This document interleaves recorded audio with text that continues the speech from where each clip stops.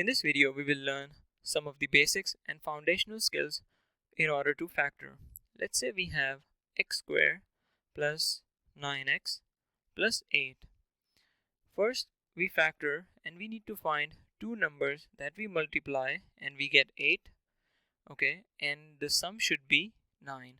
So the two numbers you can think of, let's say 4 times 2, that is 8, but 4 plus 2 or subtraction of 4 and 2 doesn't give us 9. We need 9. This is 6 over here.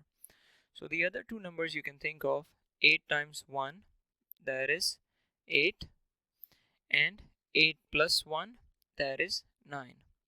So our factoring will be x plus 8 and x plus 1. This is the form of factoring for the final answer. So the two numbers are 8 and 1. Everything is positive, so this will be, everything will be positive as well. X plus 8 and x plus 1. Let's take a look at another example with both being positive again. Let's say we have x squared plus 8x plus 15. Again, we need two numbers that we multiply, we get 15, and the addition or subtraction will be 8. You can think of, there's actually only 4 number, 15 times 1, okay, 15 plus 1, again it has to be same number, right? And the other two number are 5 times 3 and 5 plus 3. This is the actual only two numbers, where this will be 8 and this will be 15. Over here this will be 15, but 15 plus 1, it is 16. We need 8. So the two numbers are 5 and 3. X plus 5 times x plus 3. Okay. So in the next one, we will have the last term will be negative. Let's say we have x squared plus 7x minus 18. So now the situation is still the same. We need two numbers that we multiply, we get negative 18, and the sum should be 7. So you can think of, let's say 6 times 3 is 18, but we have a negative sign over here. So what do you think will be negative? Well, when the last term is negative, like 18 is negative, the smaller number of the two factors will be negative. So we have 6 and 3. Smaller number is what? 3. So 3 will be negative because 3 is smaller. Okay, and we can say 6 minus 3 will be 3. So this number should be 7. So that is not the two numbers that we are looking for. Another two numbers we can think of, 18 times 1 and 18 minus 1. That gives us 17 over here. So that is not possible either. The last two numbers are 9 times 2. And again the smaller number will be negative. And this we get negative 18, yes. And the sum 9 plus minus 2, that is 9 minus 2, that is 7. So our answer is complete. We have two numbers which is 9 and 2, negative 2.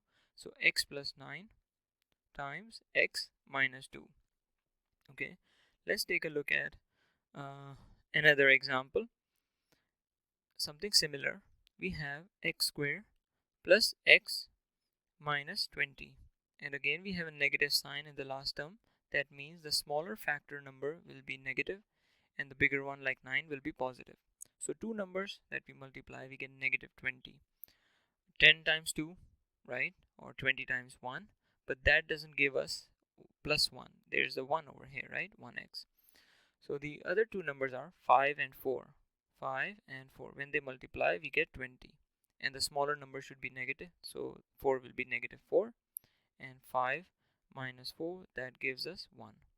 So our answer will be x plus 5 times x minus 4.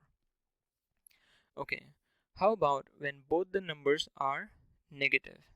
Something like this, x squared minus 13x minus 14.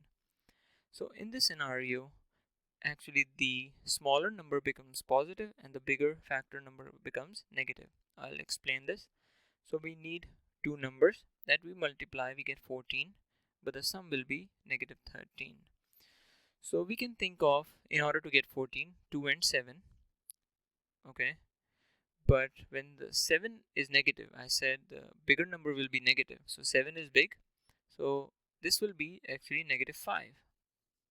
We need -13. The other two numbers are 14 and 1 itself, so we have 14 times 1, that gives us 14, and 14, and again the bigger number is negative, so this is negative, this is negative. -14 plus 1, that gives us -13. So this is the two numbers that we are looking for. So the answer will be x minus 14 and x plus 1. Okay, let's take a look at one more example like this. We have x squared minus 5x minus 24. Again, we need two numbers that we multiply, we get -24, and the sum will be -5. So we can think of, let's say, 6 and 4, but -6 plus 4, we get -2. So that is not the answer we are looking for. Other two numbers we can think of, 12 and 2, 8 and 3. Let's say -8 times 3, we get -24. Yes, and -8 plus 3 is equal to -5. So these are the two numbers that we are looking for. X minus 8 times x plus 3. Okay, now we will take a look at where only the second term, which will be, this will be negative. Let's say we have x squared minus 6x plus 8. Okay, so in this situation, when only the second term is negative, we both the factors will be actually negative. So we need two numbers that we multiply, we get 8, and the sum will be -6. 8 times 1 is that, but when -8 times -1, we get plus 8, so that is correct. In order to get -6, we have -8 minus 1, that gives us -9. So these two numbers are incorrect. The other two numbers are 4 and 2, so -4 times -2, that gives us +8. Remember, negative signs times negative, we get plus. And these two numbers, the sum will be -4 minus 2, that will be -6. So these are our two numbers. The answer will be x minus 4 times x minus 2. Let's take a look at something similar. Let's say we have x squared minus 4x plus 3. So again, we need two numbers that we get 3, and the addition will be 4. In order to get 3 from multiplication, there's only two numbers, right? 3 and 1, because it's a prime number.